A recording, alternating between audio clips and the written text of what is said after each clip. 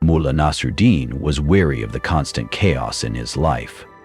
Craving peace of mind, he decided to spend 3 days in solitude deep in the forest. As he stepped into the woods, he made a solemn vow to himself. He would remain completely silent for the entire 3 days. After venturing some distance into the forest, he stumbled upon a skull lying on the ground. He was startled. A human skull in such a desolate place. Despite his vow of silence, his curiosity got the better of him, and he blurted out, "Brother, how did you end up here?" To his utter astonishment, the skull replied, "My habit of talking brought me here." Mulla was taken aback. He had asked on a whim, but the skull had actually spoken. This bizarre incident left him eager to share the story. He rushed straight to the royal court and exclaimed, "Your Majesty, I have witnessed a miracle. There's a skull in the forest that can talk." At first, the king dismissed his tale as nonsense, but curiosity soon overcame his skepticism.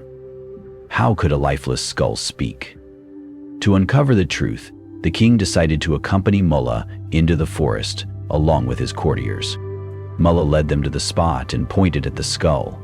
He asked, "Brother, how did you end up here?" This time the skull remained silent. Mulla repeated the question, raising his voice, but the skull lay still, unresponsive. The king's gaze darkened with anger. Alarmed, Mulla repeated the question 3 or 4 more times, but the skull remained as lifeless as before.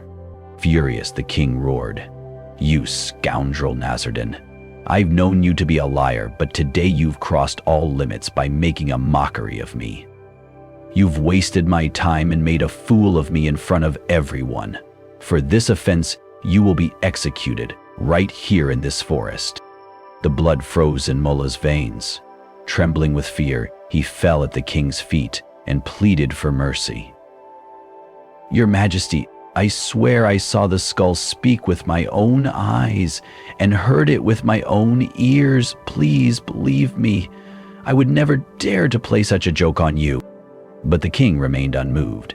Humiliated in front of his courtiers and soldiers, he was too angry to show mercy. He ordered his guards, "Behead this liar and throw his head next to that skull."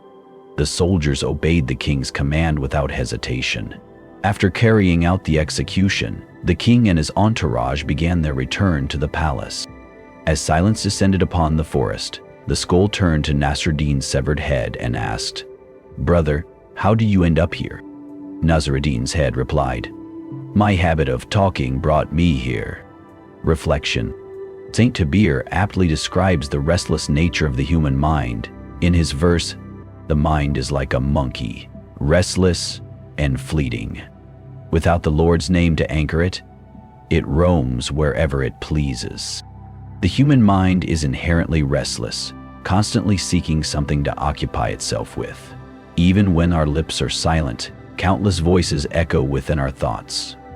We may close our eyes to shut out the world, but we immediately retreat into the chaos of our inner thoughts.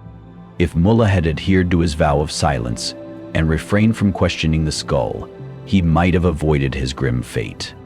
Restlessness and overthinking often lead us to anxiety, despair, and unhappiness, trapping us in a cycle of self-inflicted misery.